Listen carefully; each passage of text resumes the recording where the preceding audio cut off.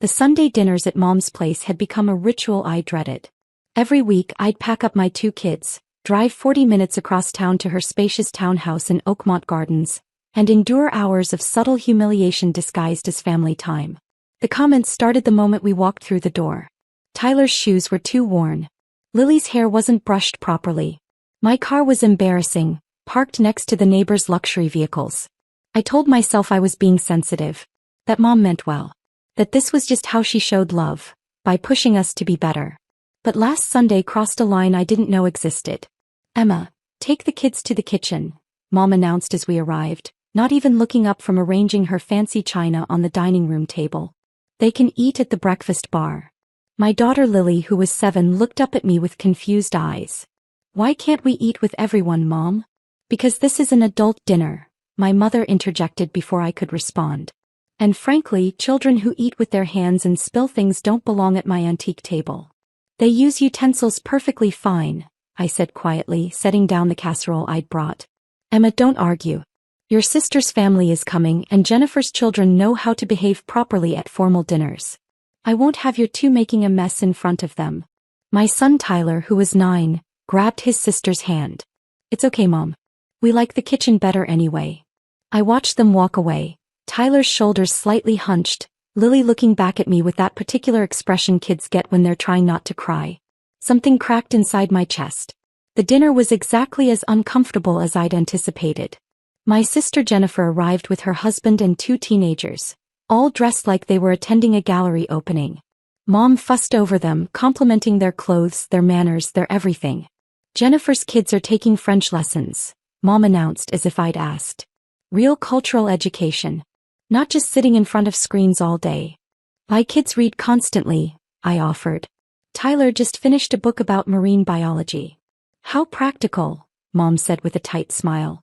"Though I suppose trade skills are important too." From the kitchen I could hear my kids talking quietly, the clink of their forks against the breakfast bar plates. They'd been given leftovers from last week's meal while we ate the prime rib roast Mom had prepared for the real dinner. After dinner, while Mom was showing Jennifer her new artwork, I stepped into the kitchen. Both kids were doing homework at the breakfast bar, having cleaned their plates without complaint. "You 2 ready to go?" I asked. "Already." Lily looked up. "But Grandma usually wants us to stay longer." "Not tonight, sweetheart." As I gathered our things, Mom cornered me in the hallway. "Leaving so soon? We haven't even had dessert." "The kids have school tomorrow." "Emma, you're so sensitive. I'm trying to teach them proper etiquette. They should thank me." I smiled at her, the same smile I'd perfected over 32 years of being her daughter. "Of course, Mom. We'll see you next week." But I wasn't coming back next week. Or any week after that. The next morning I sat in my home office and pulled up my banking records. 5 years of automatic payments, all neatly documented. I'd kept everything organized. Every receipt, every confirmation email. The mortgage payment for Mom's townhouse, $2,800 monthly. The HOA fees, $450. The utilities she insisted on keeping in my name for her credit score, another $300. Insurance, $200. Maintenance fund, $500. Property taxes, $350. The lawn service she absolutely needed, $180. The cleaning service she'd hired 6 months ago, $240. I stared at the numbers. $5,020 every single month for 5 years. Over $300,000. My cursor hovered over the spreadsheet. $300,000. That was Tyler's college fund. That was Lily's braces she'd need next year. That was the family vacation we'd never taken, the car repairs I'd been putting off, the retirement account I'd stopped contributing to when Dad died. It had started when Dad died. Mom had been devastated, overwhelmed by the financial reality of maintaining their lifestyle on just her pension. I'd had a good job at a tech company, recently divorced, and she'd asked for a little help just temporarily. The temporary help had become permanent. She'd never once asked if I could afford it. Never acknowledged that I was a single mother working 60-hour weeks to cover her lifestyle and raise my own kids. She just expected it, the same way she expected me to show up every Sunday and accept whatever criticism she decided to serve alongside dinner. I opened my laptop and composed an email to the landlord. Mom didn't own the townhouse. She'd sold the family home after Dad died and rented this place, with me co-signing the lease and covering every payment since. Hi Mr. Patterson, I'm writing to inform you that I'll be terminating my portion of the lease at 847 Oakmont Drive, effective in 30 days as per our agreement. Please send all future correspondence regarding the property solely to Margaret Sullivan. Best regards, Emma. My phone rang within an hour. What is this nonsense about moving out? You don't even live here. No, Mom, I don't. But I've been paying for you to live there for 5 years. That was an arrangement we agreed to. You're my daughter. Family helps family. You're absolutely right. Which is why I'm sure you'll understand that I need to prioritize my own family now. My kids need things. Tyler wants to join the robotics club at school, but it costs money. Lily needs a new winter coat. I've been putting off things they need because I was covering your expenses. Your expenses? Emma, I'm your mother. I raised you. You owe me this. I owed you respect, Mom, which I gave you. I owed you love, which I gave you. But I don't owe you a lifestyle you can't afford while you treat my children like they're not good enough to eat at your table. There was a long silence. Then, this is about Sunday? Emma, you're being ridiculous. Mr. Patterson said the rent is due on the 1st. That's 6 days from now. I assume you have it covered. You can't do this. Where am I supposed to get $2,800 by Friday? I'm sure Jennifer can help. Her kids are taking French lessons after all. That sounds like a family with extra money. I hung up. My hands were shaking, but I felt lighter than I had in years. The calls started immediately. First from Jennifer, angry that I was abandoning Mom in her time of need. I let it go to voicemail. Her message was 3 minutes of outrage about how selfish I was being, how Mom had always been there for us, and how I could do this over something so trivial as a seating arrangement. Then came Aunt Patricia trying to mediate. Emma, honey, I understand you're upset, but your mother is elderly. She's from a different generation. Can't you just forgive her? She's 63, not 93. And I've been forgiving her for 32 years. But where will she live?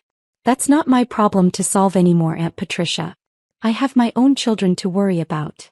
Then came calls from Mom's bridge club friends, her church group, even our old neighbor from the house I grew up in.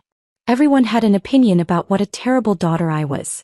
No one asked why I'd been paying Mom's bills for 5 years. No one asked why my kids had to eat in the kitchen. I didn't answer any of them. Instead, I took Tyler to sign up for the robotics club. The registration fee was $340. I paid it without the usual guilt that came with every expense. Then I bought Lily the purple winter coat she'd been admiring for months at the mall. The one with the fuzzy hood that made her look like a small, happy bear. We went out for pizza afterward, sat at a real table, and I let them order whatever they wanted. Breadsticks, extra cheese, even dessert. Mom, are you okay? Tyler asked, studying my face with that perceptive way of his. You seem different. I'm better than okay, buddy. I'm great. Is it because we don't have to go to Grandma's house anymore? Lily asked quietly, twirling cheese around her fork. The question hit me harder than I expected. Did you not like going there? It was okay, she said carefully. But it felt like Grandma didn't want us there. Like we were in the way. Tyler nodded. Jennifer's kids got to eat the good food. We always got leftovers. I'd thought I was hiding it from them. I'd thought they were too young to notice the disparity, the casual cruelty wrapped in etiquette lessons. But children see everything. By Wednesday, Mom showed up at my door. She looked smaller somehow, her usual perfect posture slightly diminished. Her hair wasn't perfectly styled and she was wearing jeans, which I'd seen her do maybe 3 times in my entire life. Emma, we need to talk. Come in. She sat on my couch, looking around at my modest living room with barely concealed distaste. The furniture was from IKEA, not the antique stores she preferred. The TV was 5 years old. There were toys in a basket by the window, scuff marks on the walls from Tyler's skateboard. This is what you left me for? This little apartment. This little apartment is mine. Every payment I make here goes toward my kids' future, not toward maintaining someone else's image. I'm not someone else. I'm your mother. Then act like a grandmother. My kids are good children. They're kind, smart, and they deserve better than being shoved into a kitchen like servants. Mom's face tightened. I was teaching them their place. Their place is at the table with their family. But you've made it clear where you think they belong, and by extension where I belong. So I'm choosing us. I can't afford that townhouse alone, Emma. You know that. Then downsize. There are plenty of nice apartments in your price range. Apartments? I'm 63 years old. I can't live in some cramped apartment like some college student. I'm 32 with 2 kids and we manage just fine. That's different. You've always been fine with less. You never had your father's standards, his eye for quality. And there it was, the real issue that had been lurking under every Sunday dinner, every critical comment. I'd never been enough. Not refined enough, not successful enough, not worthy of the life Dad had built for her. Dad's standards required Dad's income, I said quietly, which you don't have. And I'm done subsidizing them. She stared at me and for the first time I saw something like panic in her eyes. What do you want from me? An apology would be nice. To my kids specifically.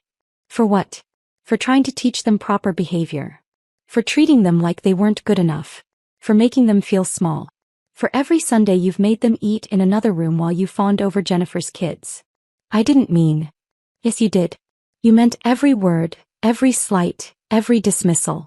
And I accepted it because I thought that was what daughters did. But I'm a mother now and I won't let anyone make my kids feel the way you've made me feel my entire life. Mom stood up, her purse clutched against her chest like armor. So this is it? You're just cutting me off. I'm setting boundaries. If you want a relationship with us, it starts with respect. Real respect. Not the conditional kind where we're only worthy if we meet your standards. And if I can't afford to stay in my home? Then you'll figure it out the same way I've had to figure out everything else while supporting 2 households on 1 income. She left without another word. That evening Jennifer called. You need to fix this. Mom is having a breakdown. Then maybe she should call and apologize to her grandchildren. Over a seating arrangement? Emma, you're destroying this family over where kids ate dinner. No, Jennifer. I'm protecting my kids from being treated the way I was treated growing up. The way I'm still being treated. You just never noticed because you were always the favorite. She hung up on me. The eviction notice came 2 weeks later. Mom had tried to pay partial rent, but Mr. Patterson required the full amount. She called me crying, begging, promising things would be different. You can stay in my spare room, I told her. Temporarily. Until you find something affordable. Your spare room? Emma, I can't. Those are the terms. You're welcome to look for other options. She moved in on a Saturday. Jennifer helped with the move, shooting me hostile looks the entire time. But I noticed she wasn't offering Mom a room in her spacious suburban home. The first morning, Mom came out to find my kids eating breakfast at our small dining table, right where they belonged. Good morning, Grandma, Lily said brightly. Want some cereal? Mom looked at the table, at my kids, at the modest kitchen that was now her reality. Yes. Thank you, Lily. She sat down. Tyler pushed the milk toward her without being asked. We're all fancy enough for this table, I said quietly, meeting Mom's eyes. Every single one of us. She looked at her bowl, at my children's expectant faces, and something shifted in her expression. Not acceptance, not yet, but maybe the beginning of understanding. Yes, she said finally, her voice barely above a whisper. I suppose we are. It wasn't a perfect resolution. Mom still made comments, still struggled with the reality of depending on me instead of the other way around.